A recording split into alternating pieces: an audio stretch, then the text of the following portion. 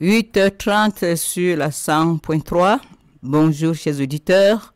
Le père n'est pas encore là, mais c'est maman MC qui est là. Donc bonjour à vous. Nous disons déjà merci au Seigneur qui nous donne d'être là, n'est-ce pas? Il nous a conservé le souffle de vie. Et nous allons faire quelque chose d'un peu différent. C'est-à-dire que des conseils, je ne dirais pas des petits conseils, mais je crois que ce sont de grands conseils. Et je voudrais vraiment parler aux jeunes que vous êtes. Parce que beaucoup de cette radio, n'est-ce pas, les chers amis, vous êtes jeunes. Vous n'êtes pas vieux comme moi. Moi, je suis déjà de l'autre côté, comme on dit. Et voilà, donc le père arrive, il est là. Bonjour mon père. Bonjour. Et voilà, on lui laisse le temps de s'asseoir, de se caler bien. Et il est là, tout souriant, vraiment. Ah, si vous le voyez, très beau, n'est-ce pas, très beau de ça, dans son t-shirt bleu. Mon père, je vous laisse je passe la parole. Nous sommes avec MC ce matin. Je m'excuse pour le petit retard. Nous sommes sur 100.3 comme d'habitude et nous continuons notre réflexion sur l'Esprit Saint.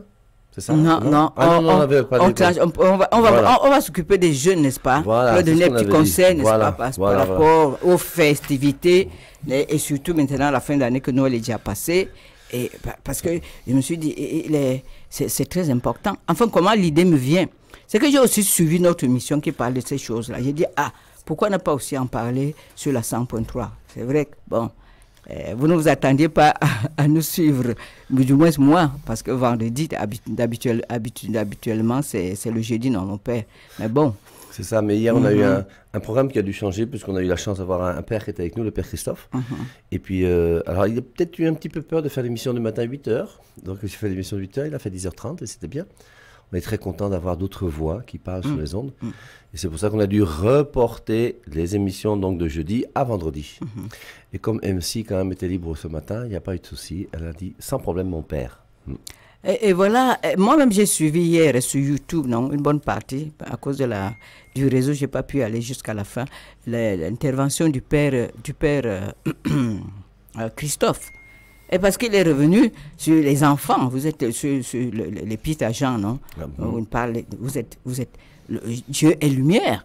Et si nous sommes des enfants de ce Dieu de lumière, nous sommes des enfants de lumière. Et il a donné 4 points, n'est-ce pas? C'est bien, n'est-ce pas? Quels sont les éléments? Nous devons comprendre que nous sommes de lumière.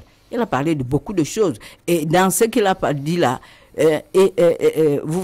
si vous l'avez bien suivi, ne vous conformez pas au monde, non, mon père? Il a dit. Bien sûr, parce que les 4 points, moi je les ai notés. Oui. C'est 1, se reconnaître pécheur. Pécheur. Et en se reconnaissant pécheur, renoncer au péché.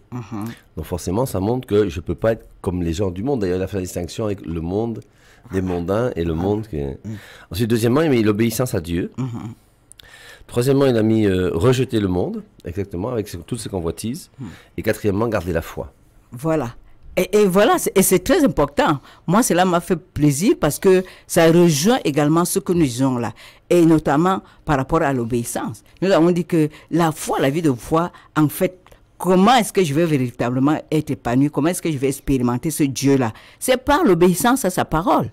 Ce que j'entends, ce que nous avons entendu tout le long de cette année-ci. Et ne pas se conformer, c'est-à-dire trancher carrément avec l'esprit mondain. Et pourquoi est-ce qu'on va parler des jeunes particulièrement et notamment par rapport au fêtes de fin d'année, mon père? Parce que c'est très important. Moi, je crois que ce thème arrive à propos. Il n'est pas déplacé. Au contraire, vu l'actualité, vu les dégâts que nous avons eu à observer lors de ces fêtes-là. La question est la suivante. Toi, jeune qui me suis, toi, jeune fille, toi, jeune garçon, tu as été ici, tu as été l'auditeur ou l'auditrice de la 100.3. Tu as suivi tous les enseignements qui t'ont été donnés, n'est-ce pas, pour que tu gardes cette foi, pour que tu suives le chemin tracé par toi, c'est-à-dire le chemin de l'obéissance, pour que tu renonces au péché, que tu rejettes, que tu t'éloignes. Qu'est-ce que tu vas en faire aujourd'hui? Et aujourd'hui, c'est le 31. La question est posée à tout un chacun. Et il me vient également ce texte-là de Marc 4, 35, mon père, où Jésus dit, allons de l'autre bord. Je voudrais pas, c'est pas tout le texte qui m'intéresse en tant que tel, mais c'est l'esprit du texte. Je veux dire, ce passage, hein, le bord, allons de l'autre bord, c'est-à-dire qu'il y a un bord, une partie, une rive, et l'autre rive, et il y a un passage, passer d'un bord à l'autre, non? Puisqu'il dit de l'autre bord. Donc, on part il y a un point de départ, ou alors on laisse quelque part derrière soi, et on va avant, on va devant soi, et on traverse. Et nous allons traverser aujourd'hui. Père et Marie, on va traverser, oui ou non? Oui, bien sûr. Et tout le monde appelle ça la soirée de la traversée, non? Parce que c'est effectivement une traversée. On passe d'une année à une autre. C'est pas des histoires. C'est pas comme on va dire que nos bien-aimés des églises. Non, c'est une réalité. Nous laissons 2021 va finir. Hein. Dans quelques heures, ça va rentrer dans l'histoire. On ne parlera plus de 2021. On va parler de 2022. Donc, c'est ce passage-là, comment est-ce que tu vas le négocier? Mon père, je vous laisse, peut-être que vous avez quelques commentaires. Comment est-ce que tu vas négocier? Nous, on est là pour te rappeler qu'il faut bien le négocier. Mon père, un jour, il y avait un prêtre qui prêchait. Et bon, c'était souvent un peu fatigant, un peu monocorde. Il avait beaucoup de pages, et il lisait ses pages, et ça faisait dormir tout le monde. Et puis, il y a un moment, il y a un monsieur qui vient le voir. Et il dit, vous savez, mon père, c'est à cause de vous que je me suis converti. Il dit, mais vous savez que je ne suis pas un très grand prédicateur, tout ça. Il dit, parce qu'à un moment, vous avez dit, tournons la page. Parce qu'il tournait la page de son sermon. Et quand il dit, tournons la page, il a compris qu'il devait tourner la page lui aussi dans sa vie. Comme tu viens de dire tout à l'heure, non? Et c'est vrai que, bon, ces moments sont opportuns. C'est pour ça la traversée, c'est pour ça que le 31, il y a plein de gens qui organisent des soirées de prière et des choses. Et c'est bien, parce qu'il faut finir l'année avec Dieu, et puis il faut la commencer avec Dieu. Je crois que c'est la plus belle des choses qu'on puisse faire. Quand on aime quelqu'un, on aimerait passer la fin d'année avec lui et la commencer avec... Donc on comprend, et on comprend que cette nuit est une nuit vraiment particulière sur laquelle, forcément, il est bon de réfléchir. C'est vrai que moi, j'ai toujours été quand même très très étonné quand je faisais mes semaines d'évangélisation. Je partais souvent autour le matin, 5h, 5h30, 6h, en fonction des messes qu'il y avait. Je traversais toute la ville quand c'était à Yaoundé. Et il m'arrivait de temps en temps de traverser des quartiers comme Vogada et des choses comme ça pour aller faire une messe à droite ou à gauche. Mais quand tu passes à 6h du matin, tu vois des jeunes qui sont assis sur des tables où la table est pleine de billets de bouteilles parce qu'ils ne veulent pas qu'on débarrasse ces bouteilles. Et tu les vois là. Et quand tu finis la messe, même 1h30 plus tard, quelquefois ils sont encore là. Il est 8h, tu les vois encore... Bon, forcément, leur journée du dimanche, déjà, elle est foutue parce qu'il faudra qu'ils se reposent. Et on comprend qu'ils ont du mal à aller à la messe à 6h le matin quand ils ont passé toute la nuit à boire de la bière. Et après, qu'est-ce que ça leur apporte? C'est comme une question qui est légitime. C'est bien aujourd'hui de voir toutes ces images qu'on envoie sur les réseaux sociaux. On voit le prix d'un paquet de cigarettes, le prix d'une bière et le prix d'un parpaing de ciment. Et quand tu regardes le nombre de paquets de cigarettes, ça correspond à combien de parpaings de ciment que tu as fumé? Le nombre de bières, ça correspond à combien de parpaings de ciment que tu n'as pas acheté, que tu as bu? Donc, ça ne veut pas dire aussi qu'il ne faut pas boire de bière, c'est pas ça, mais en même temps, il y a un juste équilibre à avoir. Quand quelqu'un avait déjà bu 2 bières, pourquoi il doit boire 4, 5, 6? Qui va me dire qu'une fois que... Parce qu'en général même, la meilleure bière, c'est la première. Et la première bière que tu prends, quand tu as vraiment soif, les premières gorgées sont très bonnes. Après, tout le reste, ça c'est quoi? Ça ne sert pas à grand-chose. Et c'est pour ça qu'il faut que chacun d'entre nous, nous puissions nous habituer à dire que je décide de prendre 2 bières, la troisième, je ne bois plus. Ou je prends de l'eau, ou je prends autre chose. Ou si tu es avec des amis qui boivent beaucoup, ben, tu prends une bière pendant qu'ils en boivent 3, tu prends la deuxième bière pendant qu'ils boivent 3 autres, et puis après... Ouais. Mais on va se lever le matin, on aura la gueule de bois, on aura la tête un peu lourde, on aura... Tout ça pourquoi? Et tout ça, ça coûte de l'argent aussi. Donc c'est vrai qu'au bout d'un moment, si on essaie de réfléchir un petit peu, on va s'apercevoir quand même que c'est bon de faire un examen en fin d'année pour essayer de voir qu'est-ce que je peux faire. Est-ce que je peux envisager faire des économies? Parce que dans quelques années, il faut quand même acheter un terrain, il faudra avoir un peu d'argent pour gérer ton foyer et tout le reste. Donc, je crois que tout ça, c'est pas à négliger. Et je pense que ce sont des bonnes questions qu'il faut se poser au bon moment. Et le moment d'aujourd'hui, je pense qu'il est opportun. Oui, donc je voudrais, merci Père Hervé, je voudrais m'intéresser d'abord aux jeunes filles. Alors, la question est la suivante, ou alors l'observation. c'est mieux que de dire observation. La jeune fille, la chrétienne, elle est tentée. Elle est tentée de faire comme les autres. Bon, elle est tentée de faire quoi? Le com, là, mettons quelque chose dans le com. Aujourd'hui, hein, en cette journée du 31, quelles sont les tentations de la jeune auxquelles sont exposées les chrétiennes, la jeune fille chrétienne? Elle sera tentée à faire quoi? Bon, elle va se coiffer, elle va vouloir se réjouir, sortir, n'est-ce pas? La tentation, c'est ce qui est devant toi. Tu n'as pas encore dit oui, hein? Bon, tu voudrais aussi aller en boîte comme les autres. Parce que c'est ça la tentation. C'est ça l'idée qui te vient. Bon, je voudrais aussi être avec les autres. Je voudrais aussi être aller sortir. C'est d'abord ça la sortie, parce que le vrai problème, c'est ça. Ça vaut pour les filles que pour les garçons. Je veux être avec mes autres, mes amis, entre guillemets. Je m'empresse de mettre les guillemets, parce que amis, c'est autre chose. Bon, je voudrais sortir. Aujourd'hui, je voudrais passer le réveillon de la Saint-Sylvestre, non, puisque c'est de ça qu'il s'agit.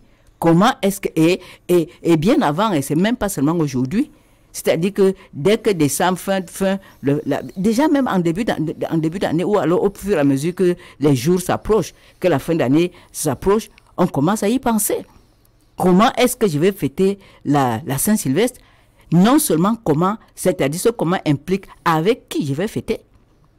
Avec qui? Avec mes amis de l'autre sexe, non? C'est-à-dire un petit garçon. Je ne vais pas fêter ça seul. Si je suis seul, célibataire, je n'ai personne encore qui s'est présenté. Ah, peut-être que ce serait l'occasion pour moi de trouver aussi quelqu'un. Bon, je veux aussi aller avec mon ami fille, mais avec d'autres garçons du même âge que moi. Bon, comment est-ce que je vais... Il y en a qui vont dire, ok, moi je vais d'abord aller à l'église. Et après l'église, qu'est-ce qu'on fait? Moi, j'ai constaté ça. Moi aussi, je suis souvent venu à Christade de mon père. À une certaine heure là, c'était parce que moi, j'ai fait au Shabbat, comme on appelait le Shabbat, c'est très intéressant. Moi, ça m'a beaucoup fait. J'ai beaucoup observé les jeunes au Shabbat. À une certaine heure là, les commentaires, vraiment, il faut que l'affaire, moi je vais aller, Donc, en fait, il n'est même plus concentré, il ne suit même plus ce qu'il se dit, parce qu'il pense déjà à la vraie soirée qu'il va passer avec ses amis. Non, la question, quand moi je suivais ces commentaires, je me disais, mais qu'est-ce qu'ils sont venus chercher ici? Mais si tu as un pied dedans, un pied dehors, mon père, c'est ça, non? Tu es ici, au stade, tu dis que tu viens pour Dieu, non? Après, tu penses déjà que non, quand je sors d'ici là, moi je vais aller faire, les vraies choses vont commencer. Mon père, quel commentaire peut-on faire? Tu es ici là, tu dis que tu es venu. On est content même que tu sois venu pour passer la veillée, la traversée avec Dieu, alors que ton cœur est ailleurs. C'est ça un peu le problème. Et c'est un peu ça. D'autres vont dire, ah, moi je vais aller à la messe. Ok, Dieu, je viens te donner ta part, non?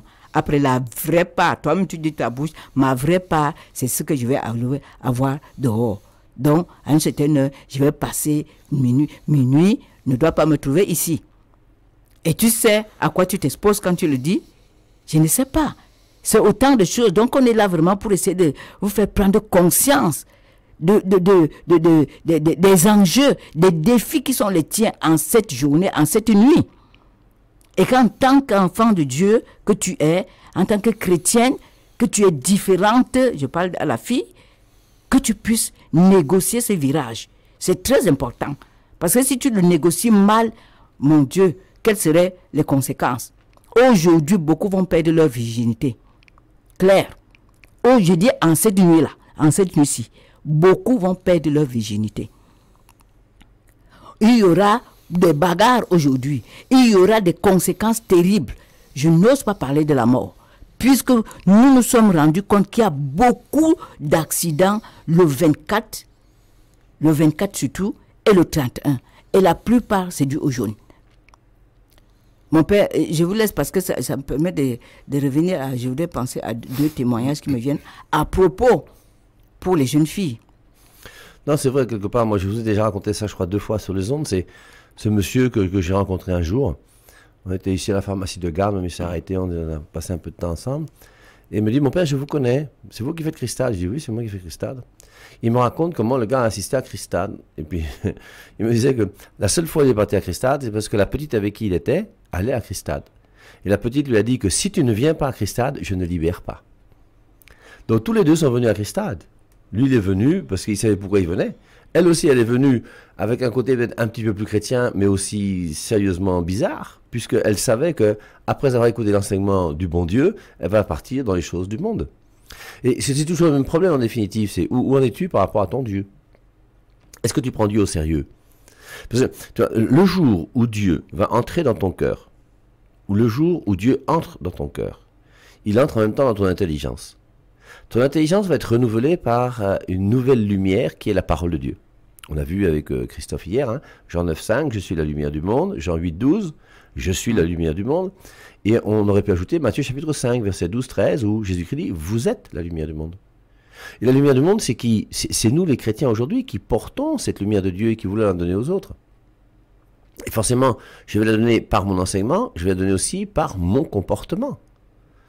Et donc, il faut maintenant que je puisse comprendre qu'une fois que j'ai accepté que Jésus-Christ prenne la première place dans mon cœur et dans ma vie, comme disait MC tout à l'heure, il y aura un changement. Pourquoi? Parce que je vais regarder tout mon passé avec cette nouvelle lumière qui est la lumière que Jésus-Christ m'a donnée, qui est sa parole. Et à travers la parole de Dieu, je vais m'apercevoir que j'ai fait des gaffes. J'ai sexé avec un homme, avec un professeur, j'ai avorté, j'ai tout ce qu'on peut avoir fait, j'ai saoulé, enfin j'ai volé de l'argent, enfin tout ce qu'on peut imaginer, non? Et donc, quand tu vas regarder ta vie passer à la lumière de Dieu, qui est sa parole, tu vas reconnaître que tu as posé des actes qui étaient mauvais.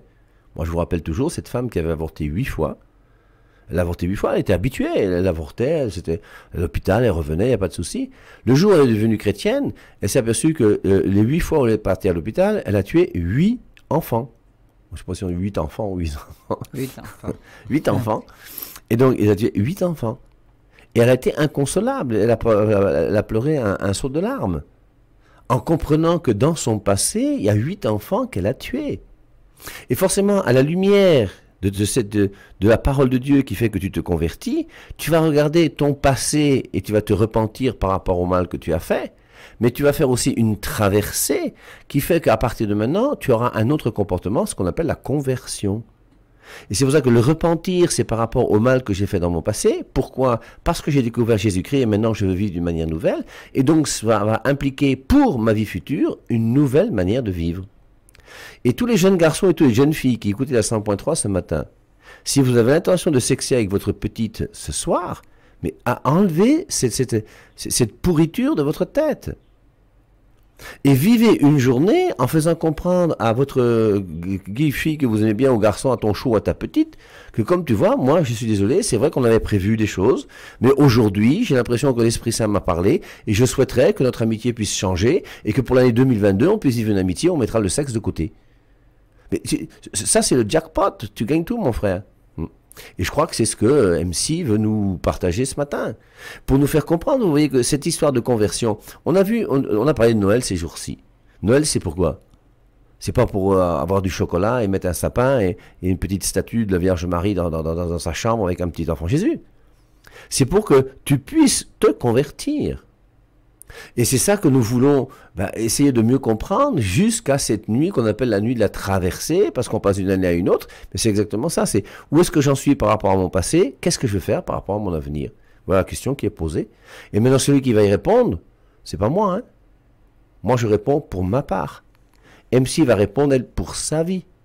Et ses problèmes à MC ne sont pas mes problèmes à moi. Et tes problèmes à toi ne sont pas les nôtres. Et chacun, en fonction des problèmes qu'il a, doit trouver sa solution.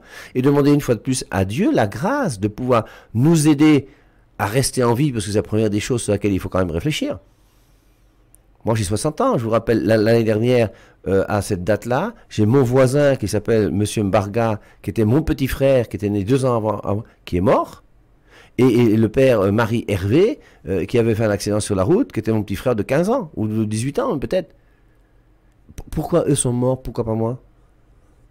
Et tous les jours, même aujourd'hui, il y a encore des gens qui vont mourir. Et un jour, ce sera notre tour. Et c'est bien qu'on puisse y réfléchir. C'est bien de réfléchir. Moi, je crois que le vrai problème des jeunes que nous sommes, et surtout nous, surtout la jeune fille, c'est qu'elle ne pense pas d'abord aux conséquences. Père Eve Marie, parce que si elle pensait, la jeune fille chrétienne, et la jeune fille tout court d'ailleurs, si elle pensait avant que de décider de faire quoi que ce soit, elle mettait sur la balance, n'est-ce pas, les conséquences de son choix. Je pense qu'elle pourrait mieux négocier sa vie et mieux négocier cette nuit. J'ai dit quoi? Je vais prendre un exemple. Je prends un témoignage d'une des conséquences.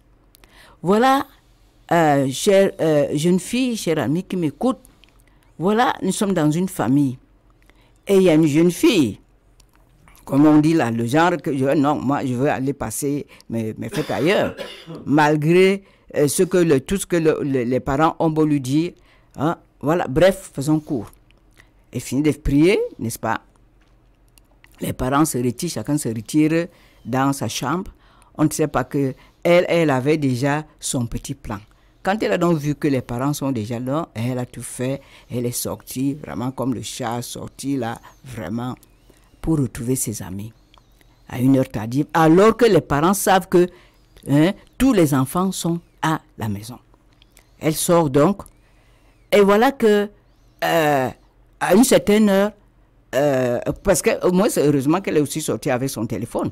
Quand la chose arrive là-bas, les gens commencent à appeler et puis on tombe sur le père. À une heure tardive, vers les choses de 4 heures le matin. Ah, vraiment, c'est vous là, vraiment, est-ce que c'est vous la fille? Voilà, on a vu ça, votre numéro sur le téléphone d'une jeune fille là. Est-ce qu'on décrit? Ah oui, c'est ma fille. Comment ça?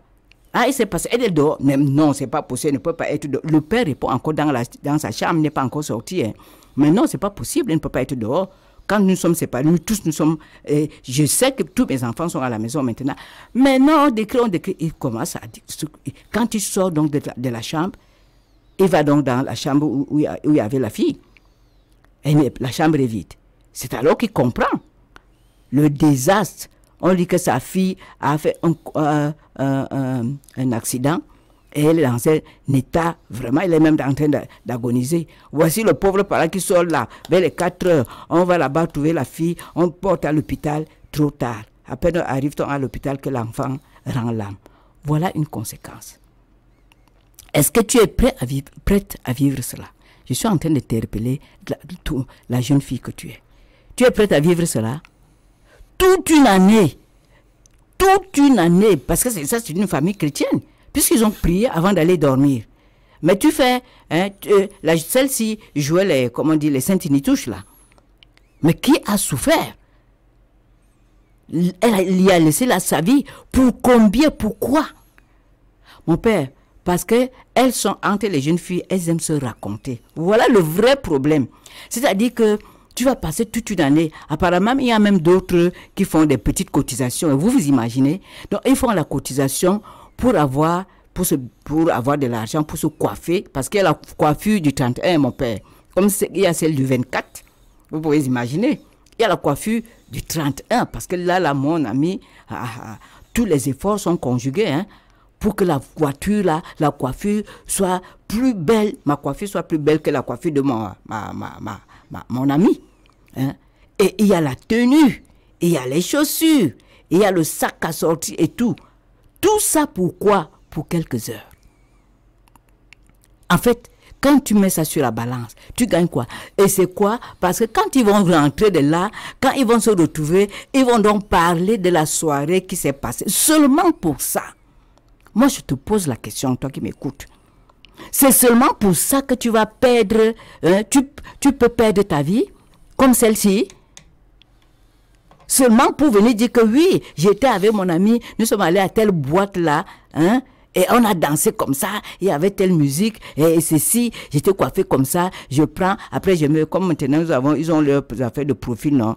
C'est-à-dire que profil, ils appellent quoi? Statut, non? Et profil, donc, mon père, c'est devenu un espace où les gens se montrent. C'est-à-dire, j'ai bien mangé, non? Ma table, tu mets ça là. Hop, voilà, je me suis bien coiffé, tu mets ça là. Pour que les autres t'envient, quoi. Que toi, tu es arrivé. Voilà l'esprit mondain. Et je te pose la question, toi, jeune fille qui m'écoute, c'est seulement pour ça? Et je dis, il a encore temps de dire non. Il a encore temps d'épargner ta vie. Il est encore temps d'épargner ta virginité. Il est temps d'épargner ta virginité, de dire non aux mauvaises compagnies. Il est temps, n'est-ce pas, d'épargner la douleur à tes parents. Vous imaginez dans le cas de cette jeune... Franchement, mon père, vous savez que votre fille est là à la maison. On vient seulement vous annoncer que non, il y a eu accident ailleurs. Vous imaginez pourquoi? Moi, j'insiste. Pourquoi? Vous venez dire que oui, on était en boîte. Et alors, vraiment, là, c'était bien. J'étais avec mon petit show là. Parce que quand ils sont entre elles, tu vas seulement entendre que il a fait que, il a fait que. Et je pose la question. Tu as mesuré les conséquences? Mets ça sur la balance. Avant là, je t'en prie, ne va pas, ne sors pas. Il vaut mieux que tu restes en famille. Tu ne perds rien, au contraire, tu gagnes. Ah, tu vas me dire, oui, la mère, mais toi aussi tu as fait la... Non, non, non. Justement parce que j'ai fait de ces erreurs. Et je voudrais je ne voudrais pas que tu fasses les mêmes erreurs. Je vous ai dit ici. Je vous avais dit ici. Je vous avais dit que j'ai avorté. Je vous ai pas caché ça. Nous, c'était la grâce de Dieu. Hein, le témoignage que le Père rend là, de cette jeune fille-là. C'est moi, c'est mon témoignage. Je voulais pas cacher. Il faut s'épargner ça. Et quand tu es donc enceinte là, quand tu vas donc attraper la grossesse là, non seulement toi, parce que quand toi tu poses un acte, ça réagit sur les parents. Les qui vont s'occuper de cet enfant-là? Hein? Les qui? Tu as posé un acte, mais maintenant, les conséquences, c'est pour tout le monde. Après, tu vas dire, les gens sont méchants. Qui t'a envoyé chercher envoyé sexuel là? Tu ne pourrais pas t'arrêter. Moi, je suis passé par là. Voilà pourquoi je te dis, ne fais plus. Et tu as le Seigneur.